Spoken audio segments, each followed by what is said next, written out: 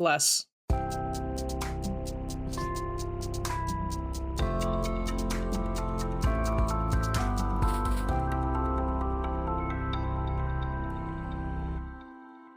You're listening to the Bolcast, the only podcast about Magic the Gathering you're listening to in your ears right now. It's not the only podcast to ever exist. I have to stop saying that, but it is the only podcast you're currently listening to, in which case, if you are not, that is bananas. Don't do that to yourself or others around you. I'm Mike Carrozza. I'm your host, MikeCarrozza. You might know me from my column, I The Bolas, which has moved from CommandersHerald.com to EDHREC.com. Shout out. What's up? What's good? Have I been reading EDHREC articles for over 10 years? Absolutely. Am I a proud member of the writing staff? You freaking knew it. You know what, Ken? Censor the freaking. Don't let them know I said freaking. Let them know that I said sorry, Ken. Anyway, leave it as is. My point is, I'm excited to be on EDHREC.com, but no shade to CommandersHerald.com. They're still going, and actually, I'm still writing some satirical articles, and you could check that out there as well. But joining me, we missed her 2 weeks ago. She's back here on this very May 6th. My co-host and producer, Morgan Sanchez. How are you, super genius? What's up, Mike? I did finally manage to crawl my way out of the rat hole here in Chicago and get back to my desk, so I'm ready to rock. Ready to talk about some cardboard rectangles, as one does, and fun, fantastic things like Final Fantasy. Okay. I knew we'd get there very fast. I wrote it down as like a script. I said, and anyway, so Final Fantasy is coming out very soon, and this episode is out on May 6th. So literally 4 days from now is the Final Fantasy PAX East preview panel. Yeah. And EDHREC's very own Cooper Gottfried, a writer, he has been doing the Archetypes of Imagination series, which takes Scryfall functions like Death Touchers and Pingers.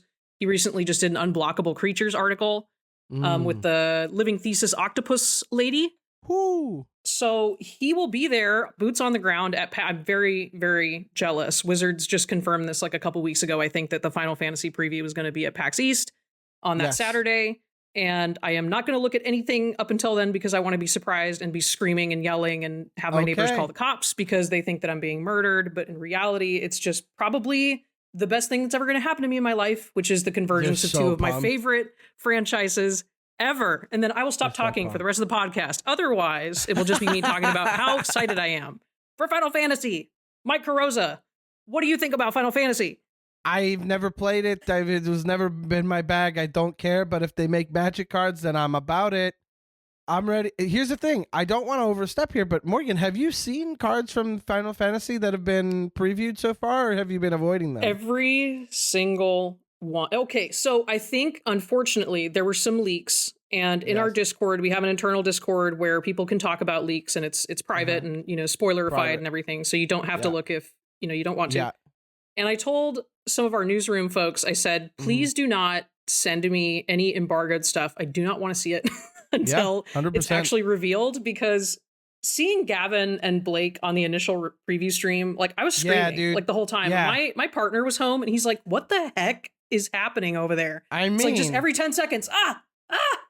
Yeah. And then just like a couple of minutes of silence while I'm reading it, and then another scream. And I'm telling you, like, you guys, seriously. And I mean, just to keep it short and sweet, if you love Final Fantasy and you have never played Magic the Gathering, you have a partner or a friend or a mom, dad, brother, sister, person on the street, this set will rock your socks off. I mean, whether you know nothing about Magic or nothing about Final Fantasy or everything about both of them all in between, like, the love that has been poured into this set based on the cards I've seen is like, I think I had great expectations. Those expectations have been exceeded by like 99999. That's dude. fun. I'm telling you. I love that. I'm telling you. I'll say, if you don't know anything about Magic and you found your way to this podcast, that's impressive and scary. So if you love Final Fantasy, and welcome, you're going to hear a lot of words you don't understand. But guess what? I am ready to teach you. I am not a good teacher, though, but I will try because you're here and that rules. That said, so have you seen the officially previewed stuff, Morgan? Because I thought, so. Okay, cool. The commander decks and like those face cards and some of the special treatments. Yes. Yes. Okay. Excellent. Okay. I didn't want to accidentally say anything and ruin the fun for you. That said, I don't know how much I want to get into it, because I know we talked about the face commander stuff, and that's nice and fun and whatnot. But I don't want to talk about it. We've already talked about that. I kind of don't know what to talk about with the new set, except some of the mechanics are impressive already. Like the fact that you have saga creatures. Excuse me. Insane. Excuse me. So cool. So flavorful. Incredible design space. That's what I'm excited about. I'm looking forward to that. I'm also looking forward to like the flip cards, because they've already shown a side quest catch a fish, and it's an enchantment that flips over and becomes a land, which is so exciting to me. There's a bunch of flip cards in here that are very interesting, like Emmett Selch, which is then just basically Yogg's Will or something. Well, not fully, because you can do only I guess so. It's during your turn. Whatever. It rules. It's pretty sick. It's bananas. Long story and it's short, a card that I like. Every card's a hit. That's it. That's all we need to say. I will say it has been pretty impressive, but it has not moved the needle on my interest in the franchise whatsoever. And that is totally fine. Stranger Things Secret Lair didn't get me to want to watch Stranger Things either. I'm just not susceptible to that. Fallout did get me to want to try Fallout, and I did play a little bit of it, and I realized just how bad at video games I am. And also, I guess Baldur's Gate worked on me, but that was more like the game. People really liked the game and convinced me to play that. And now I have a greater appreciation of the Magic set. But that said, Final Fantasy, 4 days before the panel, 1 day after my birthday. Don't get it twisted, baby. This is for your boy. I'm so excited about new Magic cards. So excited. I love it. And one final thought from me. We had an EDHREC article about it that was broken by Wargamer during the Hasbro Q1 earnings call. Final Fantasy is the best-selling Magic set of all time before its release. Which is based on pre-orders. And I mean, that sounds like clickbait. It sounds like it's not true, but that's literally what they said. So, and you can probably tell if you try to pre-order any Final Fantasy products right now that they are going to be very hard to get and expensive. Oh, yeah. But it will be in standard. Remember that it will be a standard legal set. So, but it is premium set pricing because the universe is beyond licensing. Which also makes you wonder if that number is just inflated because of the pricing change. You know what I mean? Don't want to get too into it. I'm not a math guy. I'm a fun guy. Oh, I didn't mean to put down anybody who loves math. That was not my intention here. What I mean is, but if you love mushrooms, he's a fun guy. Enjoy. Oh, boo. Oh, boo. No, boo. Everyone loved that. Someone will tell you how much they love that. Someone will. People think that my dislike of puns is just gonna go away when I hear a good one. You know what I mean? Like, people assume that you just haven't heard a good one. I think it's a war of attrition. Like, you'll just eventually figure it out. You'll eventually figure out like why they're good. Like circumstantially. The thing is, my favorite part about puns is they're ones that you've never heard before. If they're situational and it's just wordplay, that's like, all right, I can see, yeah, that's fun. I see you, and that's okay. That could be fun. But if it's literally like copy pasting Reddit, pun thread of like, I was about to tell you a bear pun, but I'm not qualified. I think that sucks. That one's not good. That really. That takes me out of the moment of living on Earth.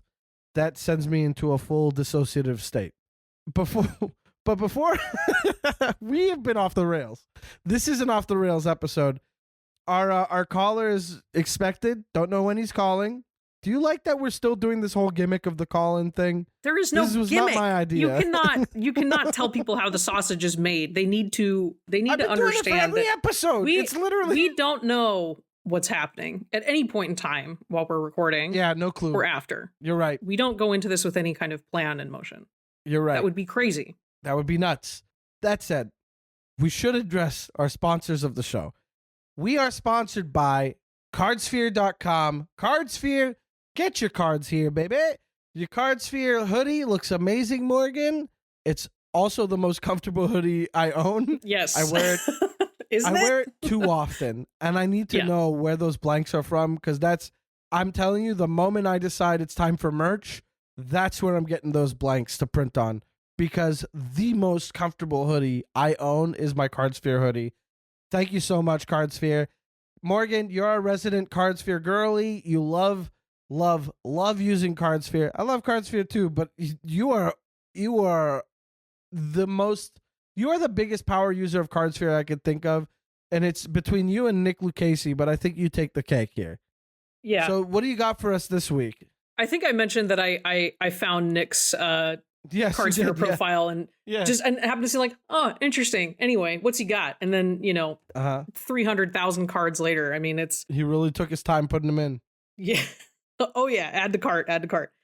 So recently picked up a bunch of special treatment foils from Tarkir Dragonstorm because I didn't open any product, and then figure, I was like, let me go buy a booster box and a bundle. Did that. Still unhappy with my pulls. Don't know why I keep doing that. I should just use CardSphere. I should just stick with CardSphere. And so here is your friendly reminder to stop buying product. But if you do, make sure it's at like a pre-release or some sealed thing that you do with friends and it's fun. And you're not just a sad, lonely woman at her desk opening 36 packs in a row and realizing I just spent $120 to do this. I'm losing control of my life, but it's still a little bit fun. So that's why we do it every so often. Yeah, you can get a dopamine hit out of a collector booster here and there, but I think spending money on an entire booster box to crack it, especially of a standard set, save those packs for a little draft. Enjoy the game as it was created.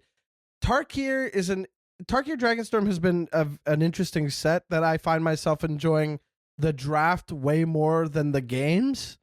And so that's an interesting point to bring up.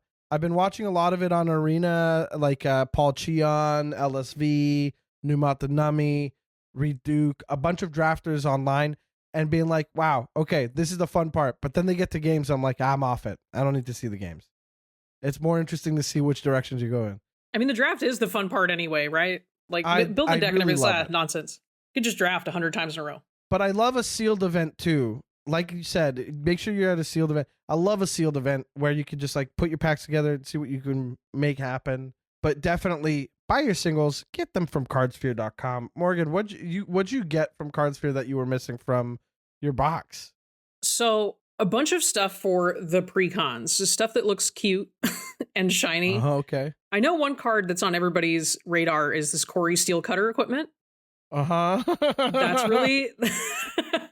a really fun and special card for standard, I think. I'm not entirely sure. But getting I forget the name of the treatment, but I think it's like because it's completely different art, the clan treatment. So it has like the Abzan, the blacked out emblem. It's blacked out. Those cards look better in real life than I thought they would. I agree. Full disclosure. I agree. Especially in foil, to be perfectly honest. Like, I wasn't expecting I feel like all foil cards should look like that. Like sometimes, because for Corey Steel Cutter specifically, and then I think for the rest of them, they all have different art in these clan arts. Yeah. And the one for Corey Steel Cutter is sick because it's a little Jeskai monk like holding this thing and coming at you, and it's really, really fun. And also going back to my booster box, reliving the days of experiencing opening my Cons of Tarkir packs for the LGS. And just kind of making money off every polluted delta that you opened in the box. I opened a borderless Scalding Tarn in the box. Ooh. And that was really fun and exciting. And I said, take me back. Fun. And so I basically spent $120 on nostalgia, whereas I could have gone to CardSphere and spent $30 for a bunch of really cute little goodies that are going to live in my decks forever. So definitely do that whenever the new set comes out. Any kind of sealed stuff you have, throw it up on CardSphere. See who wants it for their commander decks, who wants it just for collection. Somebody like me, I'm almost exclusively buying for my collection or for very specific thematic decks. I want, all squirrels in my squirrel deck. I want all Jeskai cards in the Jeskai deck. You love to build at a 2 in a bracket system is where I find I'm a 2 girly. I need a shirt that just says bracket 2. Yeah. Or like, I think bracket just for MagicCon, right? And then have like the little EDHREC logo at the top or something. Something to think about. Good idea, actually. Oh, you're writing it down for real? Oh yeah. Oh, better believe it. Well, I'm also writing down to send you more hoodies. So whichever. I'm about it. I will not. Yeah. My girlfriend wears that hoodie too because it's the best hoodie I own, and by extension she owns. So hell yeah. when when I wake up and she like sometimes will wake up before me or whatever, and I see that she's like working on something in the living room and she's got the hoodie on, I'm like, no, Yeah. I wanted to wear that today. Oh yeah. But then I want to let her have it because she's so cute and so nice. Anyway, we do have another sponsor to shout out before we get into the to waiting for the call. We got our Bonebox Games deck boxes. Bonebox Games, Sweetie Pies out in Pittsburgh, Pennsylvania. Evan and Jesse, the real deal. Just two pals that were just like, hey, what if we just got into this game? They wanted to create deck boxes, play mats, dice that they wanted to use as players. They got together, they made it happen. And I slammed a pre-order of the Tarot deck, Tarot being the purple deck that, I immediately was like, this is going to be for Lizolda. However, it's a lot like brighter of a purple than I expected. And so now Lazav Wearer Faces slots in perfectly. Lazav is like one of my pet decks lately. It's the deck that makes me feel smartest for playing. I don't know how to explain that except that that's just like the way it feels. And when I put the friggin' deck in that deck box, I was like, oh yeah, this feels correct. It looks so cool. The decay box, like they sent. So I ordered the Tarot box. I already had the porcelain one from when I met them 2 years ago at Commander Sealed at their booth, and I bought a box. They sent a decay. They sent a fresh baked. I am so impressed with the construction of the fresh baked one.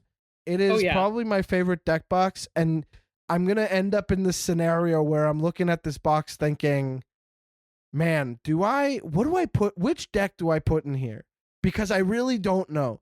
I would love to, like, this feels like a special deck box I want to like give my favorite deck. And so there's a lot going on here. Like, these boxes are so sick. They feel opulent. You know what I mean? The Fresh Baked will be my new travel deck box to Magic Cons because you can fit your singular commander deck in here along with whatever cute stuff you pick up at the vendor booths, which for me is enough to fill about like that entire space there, which is half of the deck box size. And then also having a integrated dice tray is something that really sucks for like most deck boxes. Like, they're always too big or they're too small or like they make it way too chunky. This one deck slots box, right in. So good. Great. Perfect. All together. I don't need to dig for, where's my freaking dice? It's all the way at the bottom, or it's in outer space. Like, it's in the deck box. Done. It just unfolds Easy. perfectly. And the art is so sick. Guppies. Shout out to Guppies. Yes. It's very so cute. It's cutesy, but also morbid. It's very fun. Yeah. I love it. Obviously, we've been fans of Bonebox Games for a little while. They sponsored us before. And of course, there's still the promo code Bolcast. You could use the Bolcast promo code for a discount on your order. It's limited to one use per customer, but use yours. Like, I'm telling you, I can't sing the praises enough. Like, I was so hyped on Tarot and so excited to get it, and then I thought, man, this looks different to what I expected, and yet it was still perfect for something that I wanted. I got the decay box, and that makes me want to build a Golgari deck, which I haven't done in so long. And then I'm looking at this fresh baked friggin' deck box, like, what are we doing? How are there how are there no like any other deck boxes out there at this point? Like, this fresh baked one is just so it's just so fun. It's fun to hold and look at, and I don't know, it makes me excited. So I just want you guys to know, like, Bonebox, they're up to big things. I know that they got something else cooking right now that we can't talk about. We're excited to see what they do. But that said, like, use your Bolcast promo. Use that discount code. Enjoy a fresh Bonebox Games deck box. Enjoy the hell out of it. I'm telling you, if you get the freshly baked one, send us a picture. Send us a picture of you enjoying your freshly baked Bonebox deck box, because like I'm so impressed with this thing. Anyway, I know this is a sponsored segment, but I'm also like, I'm talking too much about the thing. No, I'm talking the right amount about the thing, because these guys came through. They sent us some cool stuff. It's a cool thing. And you've got a cool promo code for our listeners. So please check out Bonebox Games. Make sure you order from them. You're supporting the little guy in a way that also feels like you're getting a lot out of your money with these guys. It's awesome. Shout out to Evan and Jesse. They're sweet, sweet boys. Love them so much. Bonebox Games. Get it. So CardSphere.com, Bonebox Games. And now all you need to do is get some friends and play some Magic, you know? And, you know, sometimes I just wish a friend would call from time to time to get some games in. You know what I mean? It would be so... Oh, what's this? That was crazy. Not planned. Not planned at all? The universe has a plan. We're going to get into this conversation with our guest, and Morgan and I will be back to determine whether or not they're the Bolas. Huh? Welcome to the show. If it's your first time, it's nuts.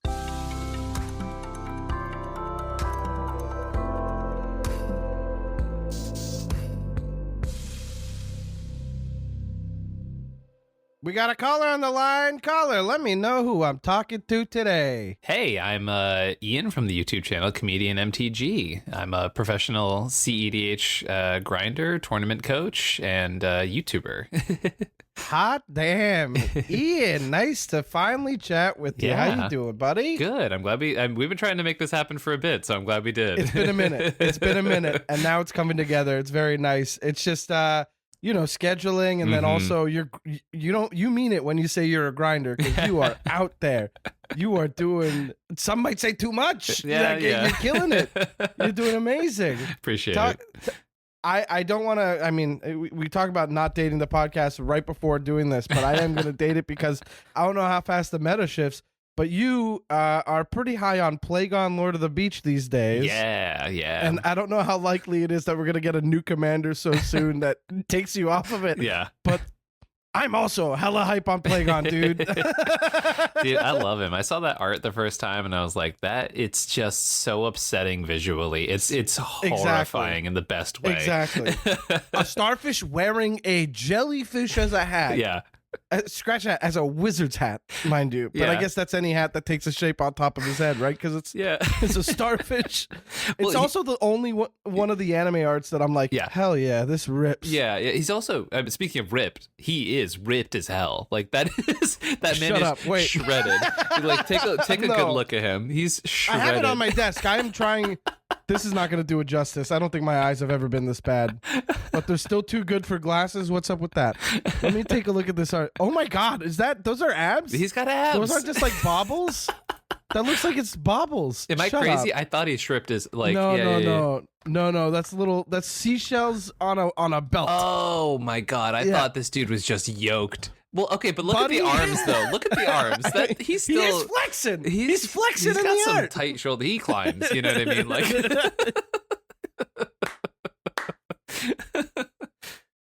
First of all, you know what? I think I can't be mad either way. Just shocked to find out that it's seashells on the belt. Not shocking, but like it's just kind of wild because you're using every other animal here. You are not a friend of this beach. Yeah, I agree. Yo, this art is way more messed up than I gave it credit for. This is a demon person.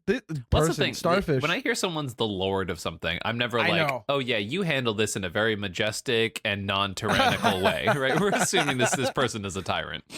Ian, I gotta tell you, fair point. That's a good point.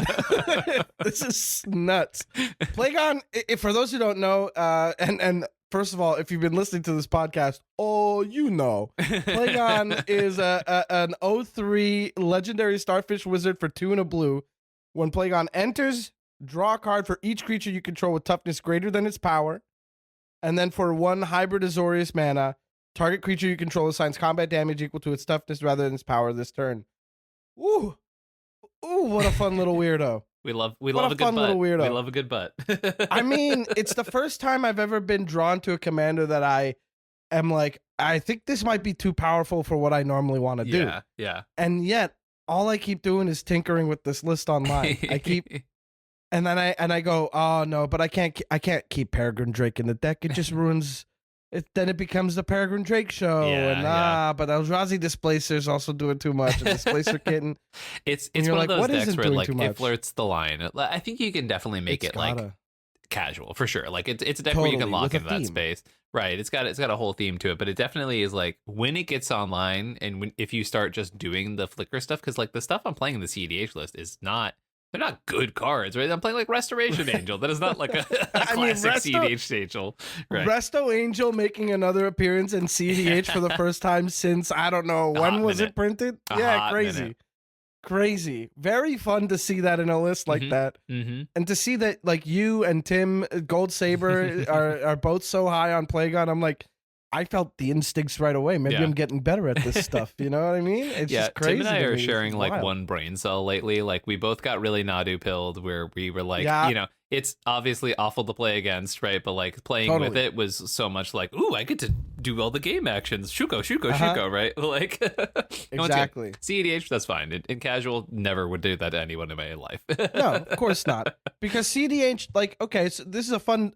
I wanted to talk to you because, especially this. Yeah, you're probably the person that I see most visibly in terms of CEDH all the time. Just like the person that I'll turn to when I'm like, what's a CEDH take right now? What's the format looking like? It feels like you got your finger not only on the pulse, but you're also like an eye out for further down the line. It feels like you are tapped in. So it's like you and Gold Saber that I'm looking at, and then just Kev's Will that I'm like, what kind of jokes is he making about it? Kev's just, he's deep cooking all the time. He handed me his deck at Commander Sealed last year. Yeah. And I was going through it and I was like, wait, this is viable? And he's like, nah, it's just pretty. And I'm like, okay, then what are you doing? I thought you got to. And he's like, I make it work. And I'm like, that's the confidence. Yeah, that's good. Absolutely. So I wanted to ask you about this because I see this and I'm like, obviously it's powerful. I want to put in some stuff like, you know, Ornithopter is not a card that I'm going to pop into decks most days, right? But in this list, it's like, I gotta get my little Ornithopter in there. I have this old one from back when my cousin gave me his collection and it's all beat up and I want to put it in a thing, you know? So it's staying in there. But I turn to you. What, in terms of like CEDH, what brought you to Plagon? What's something like that? Yeah. So, I mean, first of all, I saw the art and I was like, he's so cringe. I love him. Like, it's so, So I immediately was just like, there are times when I will see a character and I go, can I break this because I love it so much, right? And it's, you know, other example that off the top of your head, just one if you have it. Oh, Atali, right? Like a 7 mana Atali. Yeah. Oh my god, I was like, are you kidding me? I get to slam the Dino over and over again. Dino. Like it's so good, right? Like, and so like there's sometimes where it just like it strikes me. It's just powerful, right? And this was Plagon, right? Like I saw it right away and I was like, I want to make it a thing. And I like was doing the set review of the Jumpstart and I was like, I think it's kind of a thing. And Cal was like, I'm not sure. And then I started messing around with it and I was like, well, let me just throw it in a Mox field, right? And I literally looked at sort of just like blue-white CEDH creature staples, right? And I sorted them by mana value. And I believe I sorted them by low power. Because my idea was like low power, high toughness was kind of the idea, right? Just to get a good idea of like what that would look like. And then so I'm sort of just like sorting by mana value and just going through the Azorius creatures. And like compared to like green, right? Azorius has a lot less. Yes, it does. And I think I actually like maybe Googled a way to look on Scryfall to see if I could make that a parameter of like more power, less tough, or more toughness, less power. And so I'm like scrolling through and I'm like, oh, wait, I would play this card normally. Oh, wait, I would play this card normally. And I was like, wait a minute. If all of these are incidentally good enough where I'm like, I would normally like Drannith Magistrate and Dauntless Dismantler, like these very powerful, like disruptive pieces. And I'm like, if my early game is just playing good cards and then late game, I get to go, cool. For 3 mana, I would like to draw 5. Is that can I do that? Yeah. And then can I do that again? And then can I do that again? And then can I do that again? Yeah. And it's just like it goes from just like, oh, it's all these dorky little guys, and it's like, great, cool. And now I'm going into my turn, and I have 20 cards in hand. Is that okay? Cool. Can I just go? Can I win now? Sick. The question becomes like, what's the win con in a CEDH Plagon? Because the only thing that comes to mind for me is like, slam that Altar of the Brood and pop the boy a bunch of times, you know? Yeah, so Altar of the Brood is very real. It actually, I think I did the math, and I think Altar of the Brood adds 18 to 20 different ways to win the game. Wow. Yeah, so it takes a lot of these, like, 2 cards almost do things to that many more, like, permutation of 3-card combos with Altar of the Brood on the Unbelievable. battlefield, right? So Altar of the Brood MVP would never cut it from the deck. Hell yeah. You can do Hullbreaker Horror nonsense where you're, like, bouncing it over and over again, and then You can like do rocks and then blind obedience people and extort it every time, which is a very funny win condition that I love using. It's so fun that's viable. Yeah, it's so extort fun. Cannon is awesome. I mean, and then the other ones are just like you get something that says when it enters double the ETB, right? So like 5 mana Elish Mom or Delny. Panharmonicon. Panharmonicon's been one of those like right on the outside, right on cards. the cusp. Yeah, where I'm so close. Well, after to Delny and Elish, because if Plagon's power was 3, forget about it, right? That Delny would be nowhere near this list, right? But Delny's so beautifully, like every single card is just so tiny. It's just so tiny. And everything, and also guess what? Ooh, you can't block me. Okay, we move past blockers. Okay, activate every single one of these. I'm gonna slam for some damage. Yeah, it's funny. Everyone's just like, I remember the first time I played it, and people were like, I don't know what this deck does. Like, I'm kind of geeked out here. Like, what are we supposed to be doing? And I'm like, yeah, I totally activate a bunch. That's part of my game plan. Exactly. I was like, it's totally combat based. Yeah, why else would I have Charix the Raging Isle in this list? Well, yeah, I mean, for sure. Which I doubt makes the cut in CEDH. It does not. Why pay 4 for 17 toughness when you can pay 0 for 6 Shield Sphere? Jeez. Exactly. It's already in there, buddy. You can't cut that thing. It's so silly. God. The amount of times I like laugh and I'll resolve a Shield Sphere and it's also like an MVP is so funny. Yeah, because it gets a bunch off your back. Also, you're like, it's worth it to put the. It's so funny. The amount of times who are like people who are seeing me draw a bunch of cards with like Plagon, and like normally the CEDH instinct is like, well, beat up that guy, and it's like, bro, he's got like a combined 20 toughness. I'm not doing anything. Like, what? and what, you're gonna Wrath? Okay, fine. Yeah. All these no power big butt creatures that don't matter are 1 mana or something. Yeah, exactly. What a fun card. It thrills me to no end that Plagon is viable in that way, and the more people see it, I'm sure it's like if you were to say it's like a tier, where does it fall on the tier list of CEDH decks at the moment? It's a really good question. I think it's like in like a B tier area where it's like, okay, I think like someone like myself or Gold Saber or people who are like comfortable with the list can take it and like perform at the A level, right, with the deck. Totally. But it definitely has limitations. Like mulligans are really tough for it, right? Because you basically have to like get a bunch of little dorks that curve into Plagon and a little bit of acceleration, so you're not just sort of hanging out in the wind while other decks do broken things. And then you also need mana to play Plagon. So there's like a cute little balancing act you have to do with the deck. But at the end of the day, like it's very consistent when you get the ball rolling, right? And that's where it's like really, really powerful. And also the win cons are so janky, but they work. Exactly. You know what I mean? Exactly. It doesn't really matter that you have to like Narumeha combo when you have 20 cards in hand. You know what I mean? Like that's jeez. Wow. Yeah. What a silly line. Yeah. I gotta say, so I mean, we've been talking about CEDH specifically.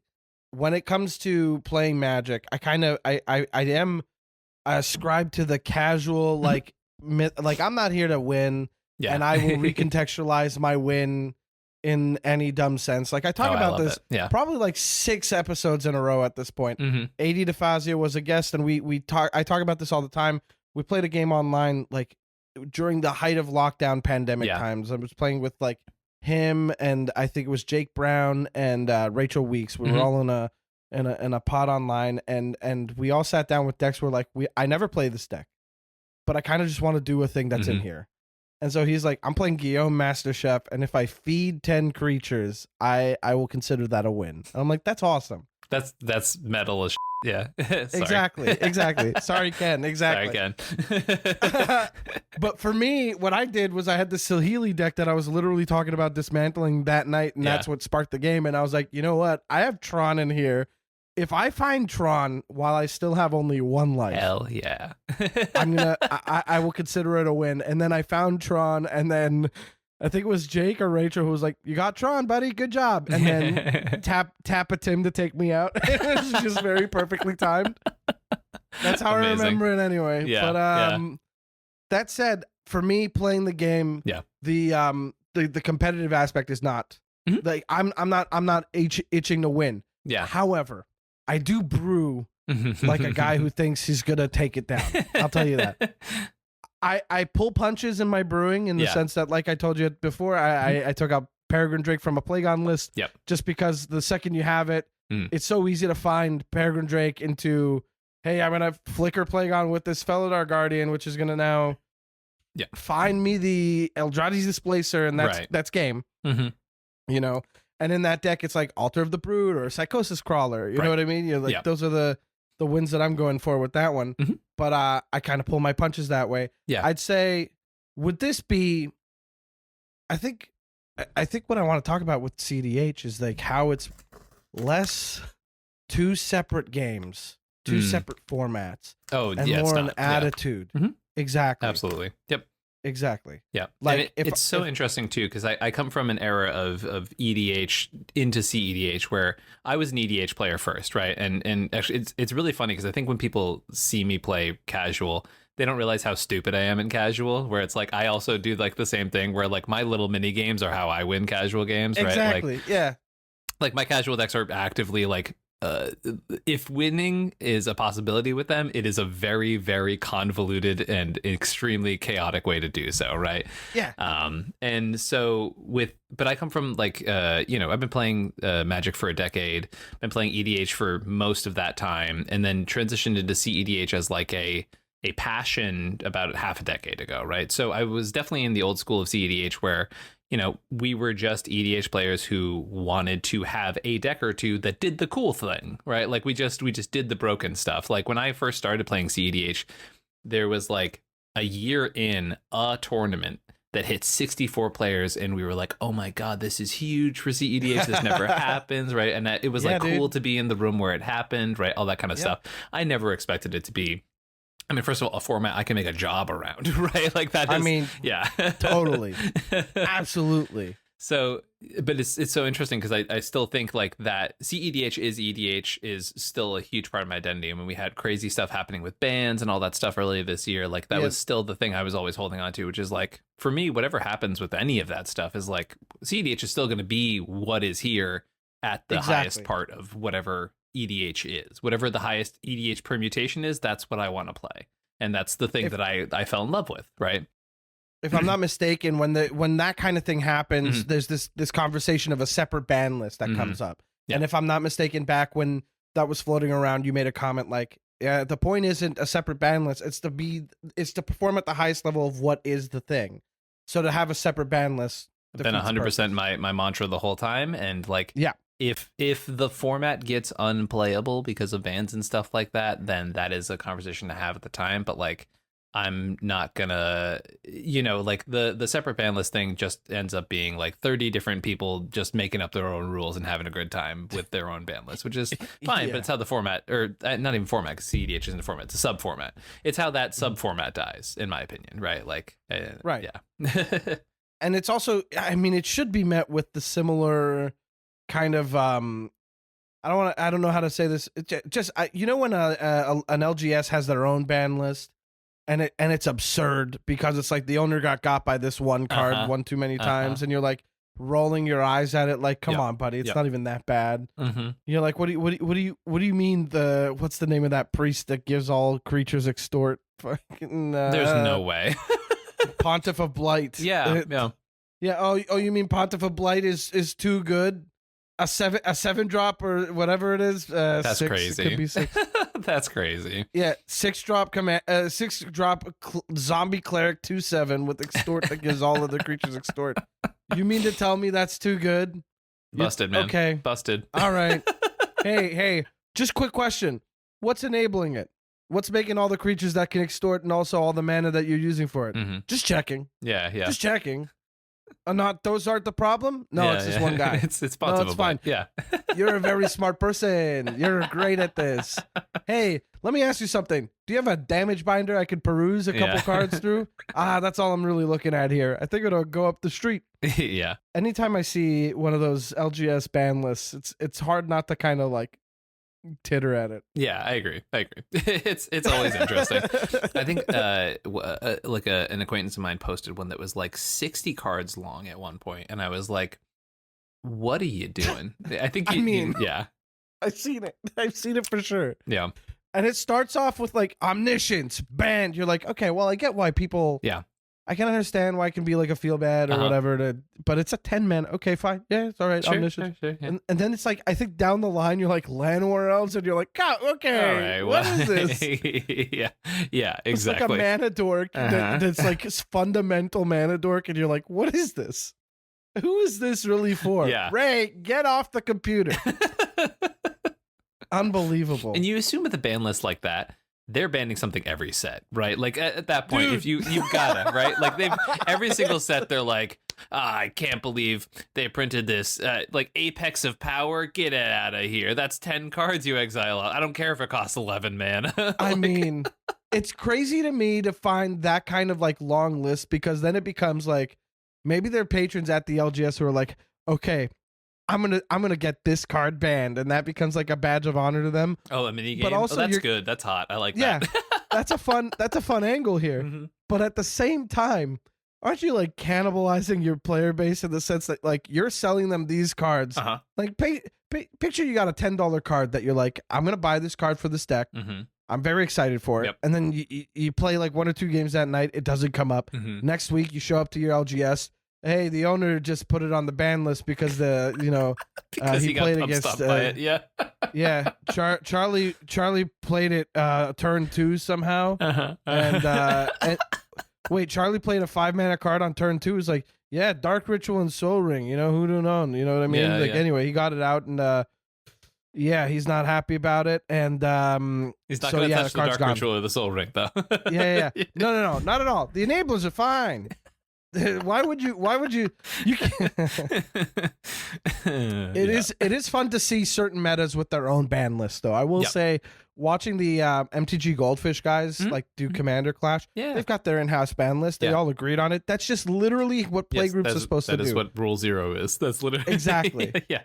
When it comes to CEDH, though, like what kind of? I mean, I assume that when it comes to like a consensus among the format being like this needs a banning. Yeah. You know, and if it only essentially affects CEDH, like, what are your thoughts on that kind of thing happening? Like a CEDH specific ban? Well, I think that's that people tried to make that happen, right? And I just think it gets so messy because like who gives people the authority to do that, right? Like for me, I will say I respect the people who actually make the rules for EDH, and I'm just not gonna mess with it. I'm just gonna leave it alone. You know what I mean? Like it is not my place to do so. I like to brew. I like to innovate. I like to create. I like to make content. I like to teach. I like to do all of the things that are not tell people what cards they can and cannot play. And I also like to be, you know, when someone in charge says this is what the thing's going to be, I'm going to go, cool, not Viva la Resistance, let's uprise. Like I'm just going to say, all right, this is our new reality, whether it's bad or good. If it's bad, I get to bitch to the person and say, I really wish you hadn't done that. But I'm not gonna threaten your life, like. You know what I mean that's yeah. I mean, we're reaching way far back here with the whole. I mean, the fact that people thought it was appropriate at all to threaten anybody over that kind of stuff. Yeah. It's like, yo, what's that? You got 30 Dockside Extortionists in hand right now that are just like hanging out. Yeah. And you bought them at $90. Hey, buddy. It's that drill tweet about like somebody help me with finances, $8,000 on candles or something. Mm-hmm. Anyway, I'll say Dockside is a banning that I totally supported, and I have found I had a small contingency of CDH players going, Thoracle is annoying more than fun anymore. You know what I mean? And that's also like, but where does that banning end up being if not just CDH? Yeah. You know? Well, that's the nice part about a ban for something like Thoracle is like, who's playing Thoracle in a fair way? You know what I mean? Never ever. That's right. And like that's the thing is with that card, right? So like, do I think Thassa's Oracle needs to be banned? No. Would I shed a tear if it was banned? Absolutely not. That card is it's dumb.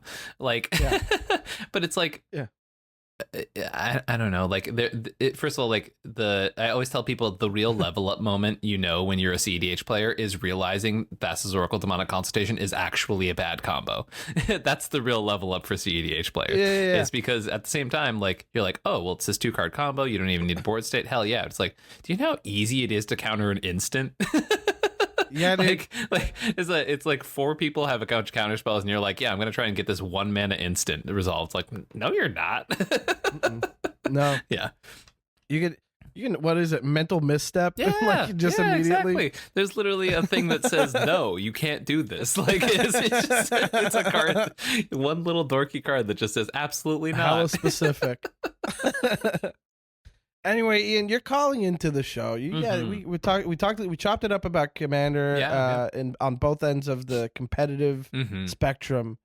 But you're calling in. I have to assume that you're calling in because you got a pet peeve or a story that you want to share, and we'll deliberate on. Ooh, I don't know. So this is because I always do wonder, the Am I the Bolas, but in a different way, right? And I think this is maybe colored by me being a cEDH player. But when I play casual with my friends, I think I play very bad decks, like I talked about beforehand, right? Yes. So, for example, one of my ones that I play, my 2 decks that I play like kind of religiously are my Kura deck, which is the mono green Kamigawa Dragon, and it's all about tutoring a card called Arena, which is tap, pay 3 mana, you choose a person, and then they have the choice of what creature of theirs they get to put in the arena, and then you get to put a card in the arena, and those 2 fight. It is very bad. It's a land that does not produce mana. It just makes 2 things fight for 3 mana. It's you very, don't even very get to target silly. it. And it's the whole point is to play that, so I get to yell, nominate your champion at my opponents, and that's most of the gameplay. And then the other one is Ian Malcolm, which is the Jurassic Park one. It's literally a deck full of Howling Minds. It is literally the closest thing to group hug you will ever get. But I think people still think I'm in cEDH mode when I play with them. So everybody, I'll play Ian Malcolm, which is strictly symmetrical. There is no advantage to playing this card whatsoever. He dies all the time. It has died to so much single target removal. And I'm like, am I the bad guy just for playing like the dumbest decks? Or is it, I think it's the stain of my reputation as a cEDH player that is just like, what, he wants to get 1 card a turn that may come from 1 player and not even be castable? Dead. That's so silly. This is, first of all, this is exactly what I mean when we bring somebody on, because like I never wanted to kind of be like, okay, this is only going to be like a casual Commander podcast or just a Commander podcast. Like I'm working on getting some guests on who exclusively play Modern, and that's what I want to do is discuss Magic. I've had Magic artists on here that we just chopped it up at about the art, and like, am I the Bolas for saying no to some commissions? You know what I mean? So for you to come at it from this angle and being like, am I don't even know how we would phrase this. Am I the bad guy for existing? Exactly. That's kind of it. Because you're like, hey, we're playing casual. Great. I've got the perfect deck. It's pure silliness. Everybody gets to kind of like play each other's decks, which I understand. Theft, not a very popular. It's at once a popular theme and a very unpopular one. It's like mill in the way that people love mill, and then also they hate when it happens to them. And, I love mill. I love mill. Don't even get me started, dude. Don't even get me started. You kidding me? Love an Altar of the Brood so much. Altar of Dementia, shout out. Like don't even get me started. I'm a graveyard guy through and through. Yep. And it is funny to me that people will just assume that you're going to play hard. You know what I mean? That's wild. So especially Ian Malcolm, just to give an idea of those, because this is a card that's like under the radar, even for some who are way deep on Magic. Yeah. Ian Malcolm, Chaotician, is the Jeff Goldblum card. He's a legendary human scientist for 1 blue-red, 2/2. Whenever a player draws their second card each turn, that player exiles the top of their library, and then during each player's turn, that player may cast a spell from among cards they don't own, exiled with Ian Malcolm, and mana of any type can be spent to cast it. So, hey, I draw a second card, rude of me. Here's a card for the pile. All right. Now you anybody at this table gets to use it. Yep. Have fun with it. And then, but we're all going to share. It's like, what share the spoils, the one that came in the Prosper Precon. Yep. But you can't touch your own cards. Huh? How fun is that?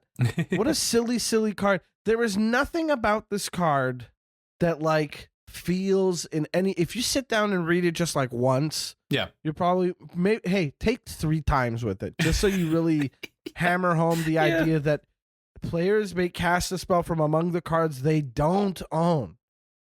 You know, and that I think it's just like cards have gotten so powerful, people are upset to see their own stuff go, and then like other people have access to it. Yeah.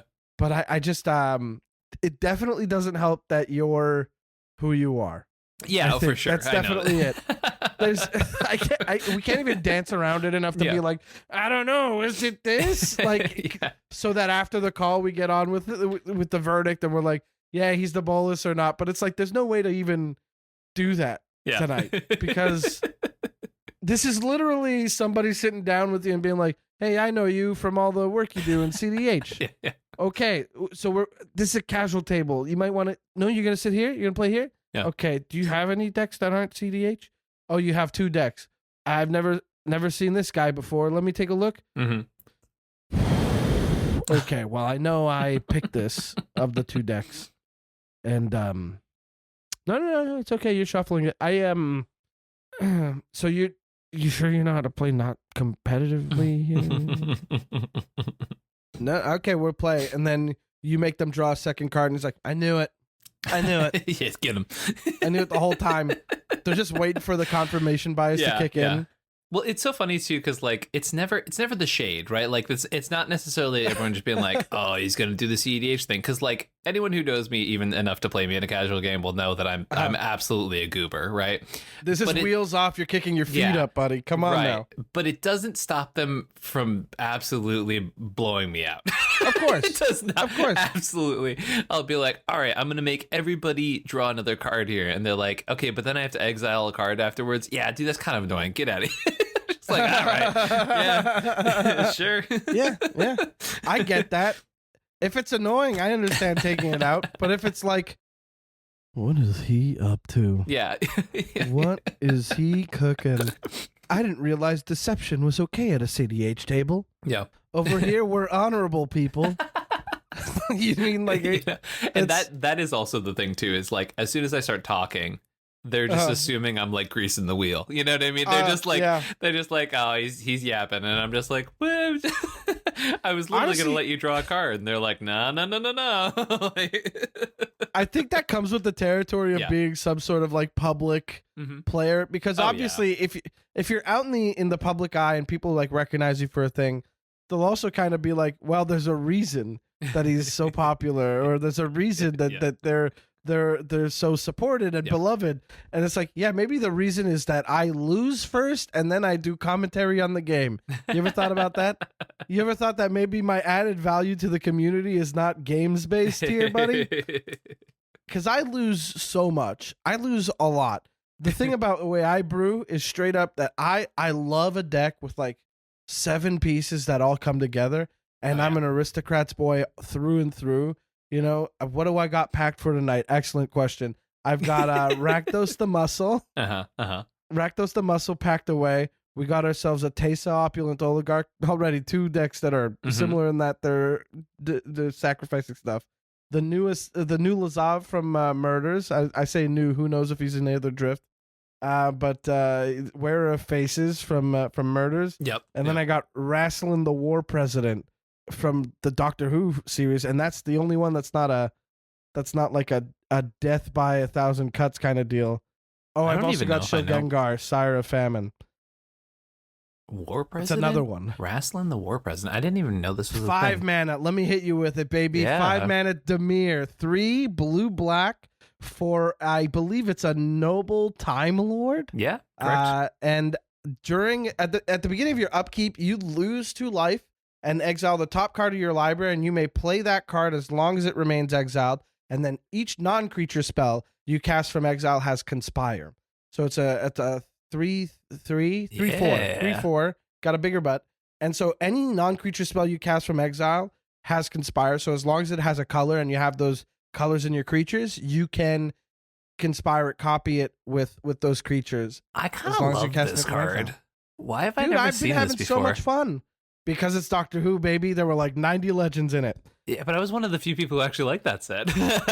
I have another Doctor Who deck. I have the Ninth Doctor and Clara Oswald, and I have so much fun when Rassilon comes up in that deck that I was like, let me just build around him. I already did it with Prosper. Might as well do it with this one. You know what I mean? Yeah. So it's like the Ninth Doctor deck was an excuse to play Rassilon and Prosper together.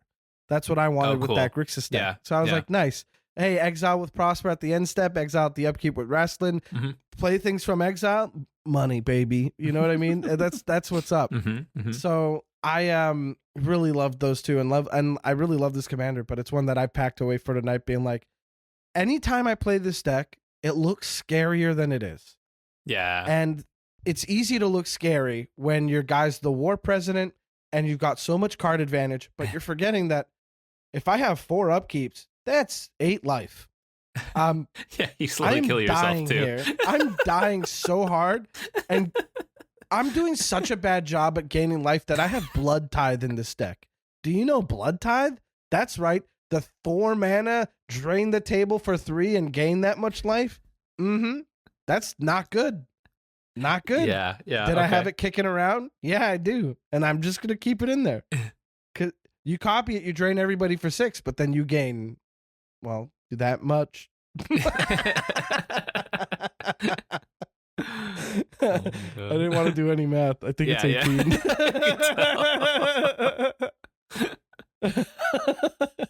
But yeah, it's just silly. I really like this guy. But that's the kind of stuff I like, where it's like a bunch of engine pieces coming together. And so this is a huge digression, but to bring it back, it's to say that we're in the public eye, and so people sit down with you and they're like, I know what this guy likes. Yeah. Or I know what this guy's like. I know what to look out for. And then they're like, there it is. There's a thing that he talks about all the time that he loves. I better gut it down immediately. And it's like, hey, I get that it's a Phyrexian altar and you're absolutely correct, but you didn't have to do that to the Elder Brain that I don't know, I've never hard cast in my life before. Yeah. You know, it's such a dumb card. Sorry, Ken.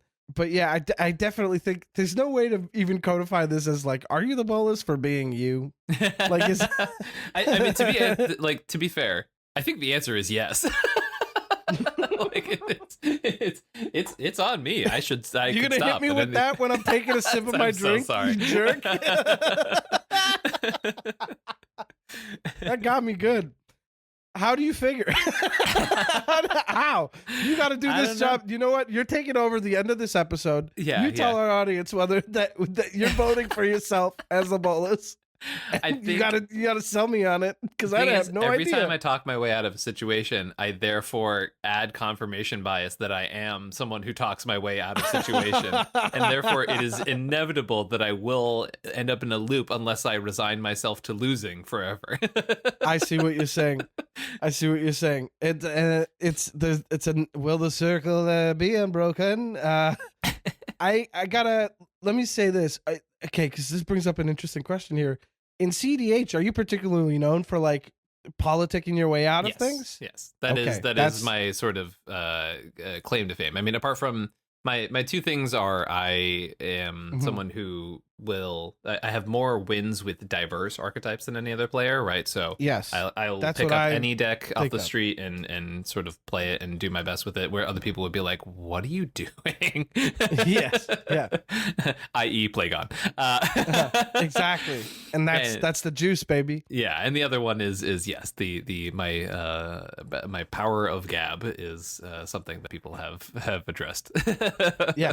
Well, I mean, that at least we have in common that way.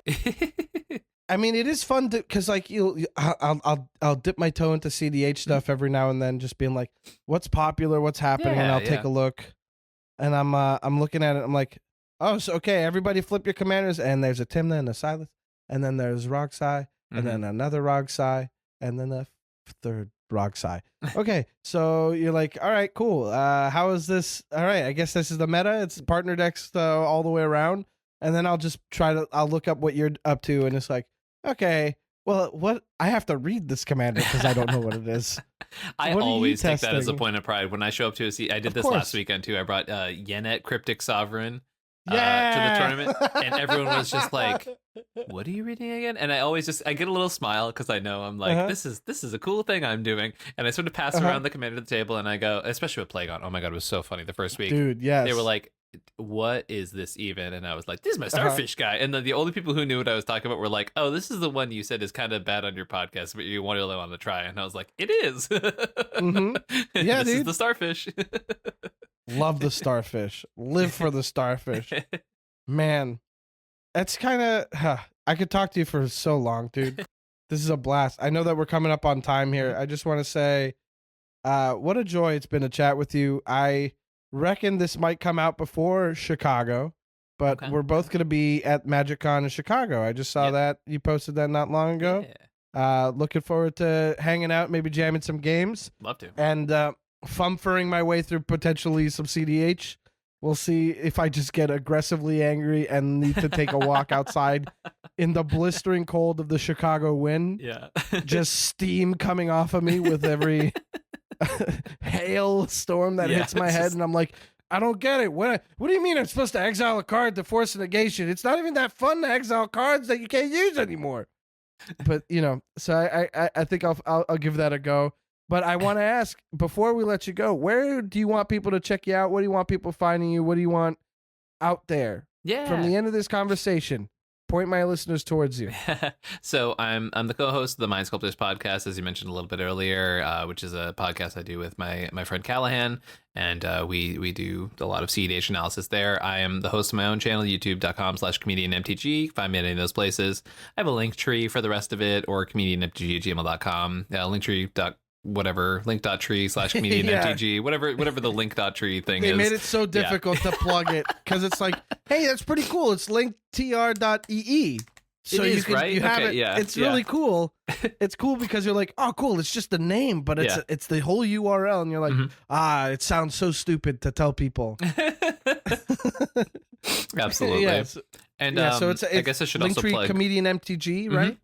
Okay, just making sure we got that out there in the end. Lua, Stardust, and I, and Anna Margaret are going to be starting a brand new TTRPG channel pretty soon, which is going to be pretty fun. Oh, fun. Yeah. So that's going to be called Dice and Daydreams. On all socials, it's Dice Daydreams. That will also be in my link tree, so come find that. I'm very excited about that. It's been something I've been doing for a very long time, and so to it's been one of those like bucket list things I've always wanted to do, and so it's very, very exhilarating to have that coming down the pipeline as well. So when you say you've been doing it a long time, do you mean like as a DM, or would you say that you're both. Like a player? Yeah. Okay. Yeah. I did a 3-year campaign with some friends I grew up with as the DM, and so that was my thing for that. But like I also have jumped through a lot of systems, played a lot of different roles, all that kind of stuff too. So totally.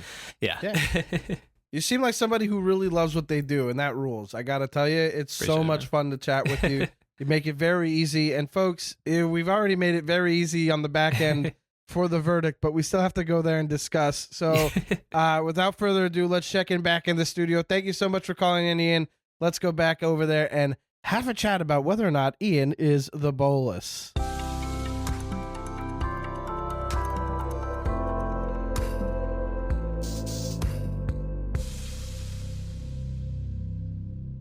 Bless.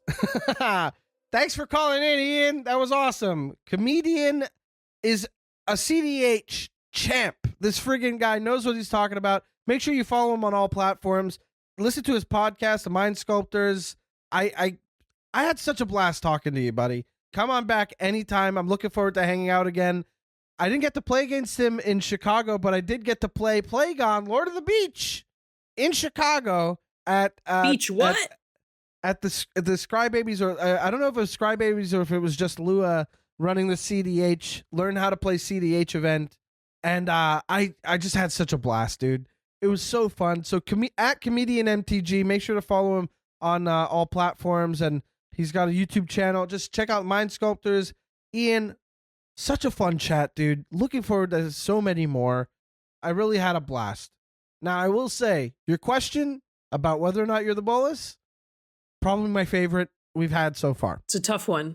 We're going to get to that in just a second. Before we do, Morgan Sanchez, what about the voting on this? How do the votes break down about determining who the Bolas is or whether or not the caller's a Bolas. We got a voting system and everything. Yes, the math works as such. My vote will count for 1. Yes. And Carose's vote will count for 3.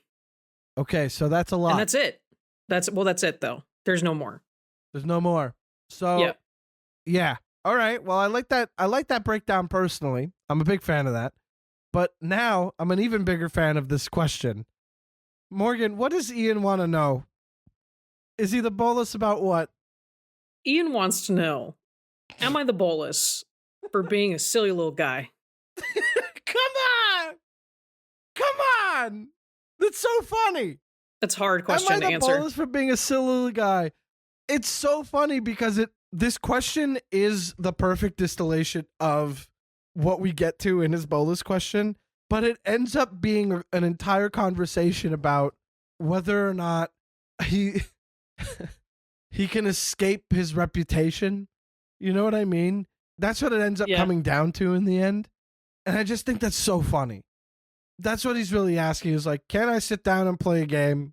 Can I play dumb? I want to play dumb. And people don't let him play dumb because they're like, he's up to something. He's up to something. I just think that's so funny. It's a prison of your own making, buddy. You're too good. People know. Oh man, that's so funny to me. This feels like one of those episodes where we're like, do we really have a Bolas question, or is this just kind of like we're gonna discuss what Ian has to deal with rather than? There are going to be people who say that this is probably hands down the worst thing that you could possibly do in a Commander game. So my expectations are be a silly little guy. Oh yeah, my expectations are. Maybe the crowd, the crowd that follows Ian will think like, okay, I don't know why you guys are joking about this because I'm bracket 99 over here. So this is just all business all the time. Bracket 99 is just bracket 5. You know, bracket 99 is just bracket 5 wearing a little fun hat. Wearing a fedora even. Oh, no. We like bracket 99. Wow, that was judgmental and I'm so sorry. I'm so sorry.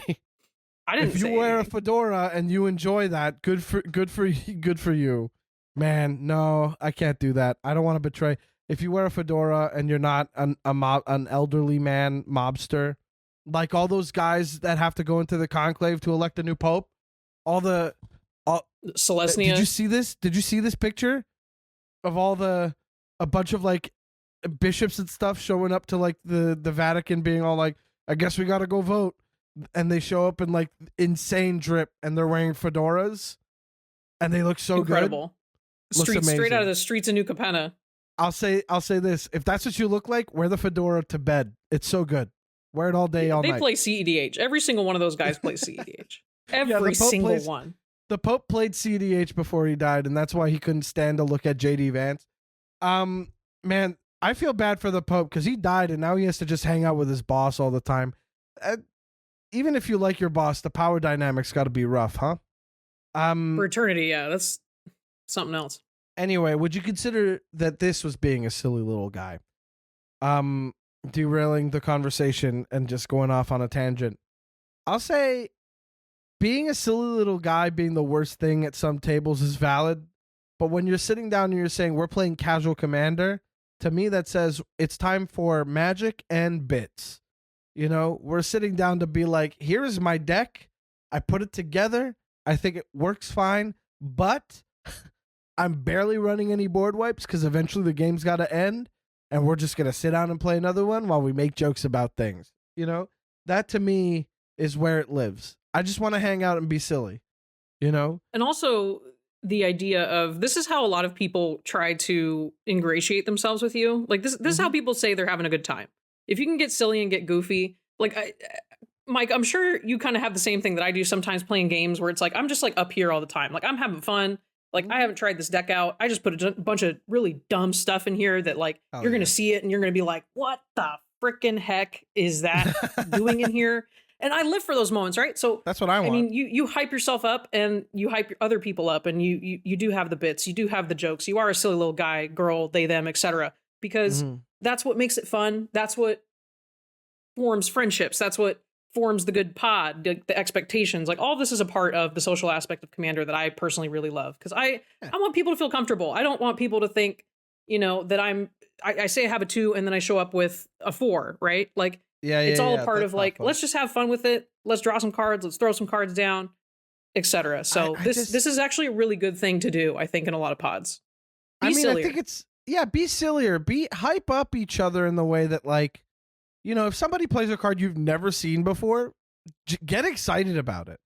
Like, get crazy, don't be ridiculous either. Like, if you're like, that's a draft common that they, like, this person built a bracket 1 deck that's all they have and they don't know how to play or put together like a deck online, or like didn't buy singles or anything. They just like, they're playing what they had, but if you see a synergy and you're like, I see why you put that in this deck and that's really cool, hype people up, make them feel excited. It's so much more fun to play the game when you're getting excited about stuff. I love going to the LGS, meeting somebody I've never played with before and being like, I have a whole slew of decks that go from like goofy dirtles to like more and more powerful. You tell me what you want to play against, I'll tell you what that deck does, we'll go for it. And then they go, I'm going to play this, I'm excited about this. I'm like, cool. Is there a card that you like playing in this deck that when you play it, people go, oh, wow, instead of like a deck, like a card that is instantly recognized? And when they have an answer quick, I'm like, this is my kind of player. This is why I play, like, I have Rasslin the War President still sleeved up, even though it hasn't won anything except for once. Once it got to do the thing, and that was nuts. But otherwise, never forget it. I'll never forget it. It was the best and the worst. But I need a deck that's going to allow me to play Ice Cauldron or Muse Vessel. Give me an excuse to play those turds. And I love it when somebody sees it across from them at the table and goes, wait a second, what is that? And then they read it and they go, I still don't know what that does. And then I have to tell them, that makes sense that you don't know what it does. You're not supposed to. I'll explain in better way. It lets me cast a thing from my hand in exile while paying for it in advance. That's it. And they'll be like, oh, okay. That's pretty cool for your commander. And that's it. You know what I mean? I just, coming back to Ian though, Ian being a silly little guy. I call myself Fun Silly Boy, so I almost called Ian Silly Boy. But silly guy, being a silly little guy. Ian's known for being talkative and kind of chirping at the CEDH table. He's known for his gift of gab, being a silly guy at the CEDH table. And so when people see him playing casual, they see the same guy playing the deck. But he's playing a way worse deck. He's playing a deck. Let's just say when Ian plays casual commander, he plays a deck with over 30 lands, which is not something you say about many CEDH decks. You know what I mean? So I think that, like, cut him some slack. If you're playing against this guy or anybody that you know to be competitive, yeah, whatever.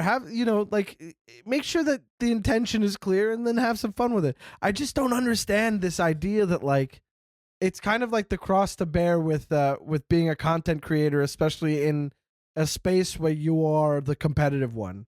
Because I can say in personal experience, I've been out here just like I'm a fun, silly guy. I love dumb stuff.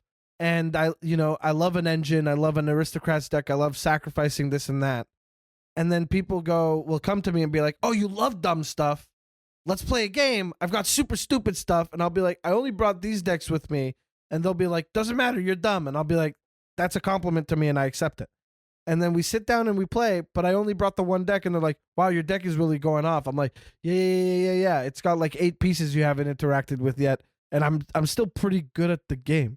Like, people don't expect me to take a win or don't expect me to be good at Magic because I spend all this time being like, it's more of a social thing, but I can still play the game. I still know what's up.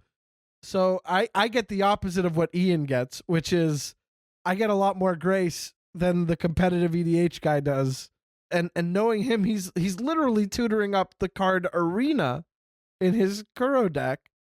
And I don't know. If you're tutoring up a turd of a land every time you play a deck just for the bit, I think it's safe to be like, this guy's being casual.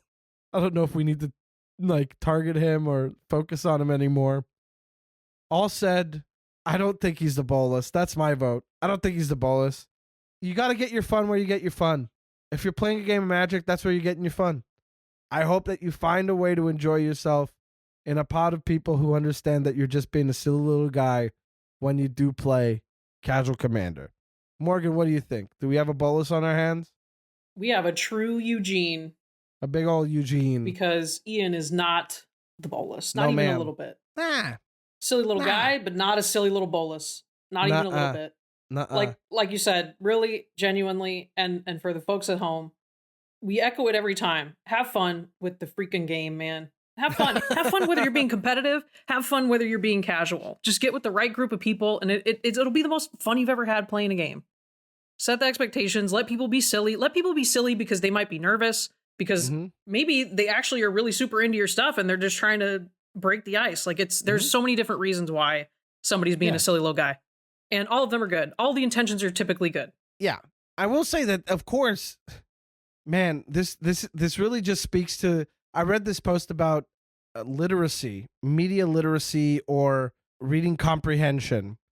A part of reading comprehension is knowing when you're the target audience for this kind of comment or something, which we've lost in like the Twitter era. Twitter era meaning that like you've had somebody will tweet a thing and then have to like quote tweet themselves or subtweet themselves being like, hey, just so you know, I meant this, not that, or like, hey, I really like pancakes, and then somebody underneath is like, so you're saying you hate waffles? And you're like, no, I'm saying I like, those are different things. Whereas, so now it's just like, I kind of wanted to go into saying, we're saying a lot of make sure you have fun and let other people have fun and make sure that fun. But that's a subjective term. And if your fun doesn't look like somebody being a goof and doing bits at the table, then that's not your fun. I hope you seek out your fun and you enjoy that as well. I don't want you to feel like you need to endure me showing up and wearing like 6 different hats, pretending I haven't stacked another one on top of it after I've cast my commander for the 3rd time. No, you're crazy. And that's just a bit that I think is fun for me and maybe one other person at the table, or maybe the whole table's behind it and they're fun about it. Or if I get no reaction from the table, maybe I stop doing the bit, I just got to adapt. So look, obviously fun is going to be like regulated within your own environment or whatever, but like just advocate for the kind of fun you want to have. And in this case, with Ian, he's just having a fun little time. He's not being competitive. He's just being silly with these little decks. Ian Malcolm is such a silly card, though. I played against one at the LGS, and Ian, I don't think this has anything to do with you. I hate that card. I've never played against it before, but like to have to sacrifice your top deck after drawing 2 cards in a turn to somebody else can play your Swords to Plowshares on your own thing on their turn, that sucks. I don't want an Ian Malcolm to survive a table. I don't need that guy around. That's not cool for me. No, thank you. But it's not competitive at all. And I wouldn't be targeting you because you're being competitive. I'd target Ian Malcolm because I do not like that card. Does any of this make sense?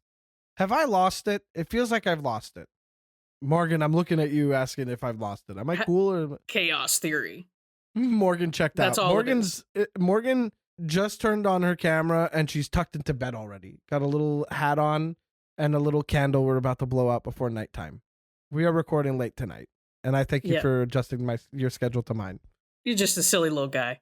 I'm being a silly little guy. Silly. You're just being a silly little boy. In the end, that's all. That's all there is to it. I'm being so silly, especially because it's not nighttime. Morgan's not in bed. Obviously, I'm lying. Jokes are good lies that are fun. Okay, that's enough. I need to stop talking. Like, I have not eaten yet, and I need to stop discussing things so that we can end. What a mess of an ending. Do you guys like this? Shout out in the comments. There are no comments. If you're watching on YouTube, there are. Okay. We have a true Eugene on our hands. Shout out to Ian. Make sure to follow him on all platforms. Make sure to check out CardSphere.com, our sponsor. There's a referral link. We forgot to mention the referral link earlier. There's a referral link in the description. There's a referral link in the description that you click on. You go right to CardSphere.com, sign up Enjoy it. You're going to love CardSphere. Shout out to Bonebox Games. Get yourself a freshly baked friggin' deck box. Get yourself a tarot deck box. Those things look sick in person. Online, they look great, but I'm telling you, you got to get in your hands. It feels so nice. I don't know. It feels like I'm treating my decks nicely. Shout out to Commander's Herald. Shout out to EDHREC. Shout out to Morgan Sanchez. Where can people find you? I am on Blue Sky at Indigo Gentleman. Hell yeah, you are. You check me out at Mike Carrozza, MikeCarrozza on all platforms. Am I the Bolcast on Blue Sky? Am I the Bolas at gmail.com if you've got a story you want us to read on the podcast or for me to cover on the column. And that does it. Make sure to subscribe to us on YouTube, please. Those numbers should be going up, please, and thank you. Yes, it's just this episode with a picture of our logo, but maybe there's new stuff coming. Not going to say much. Don't want to promise and then have to wait a year before something happens. We'll see.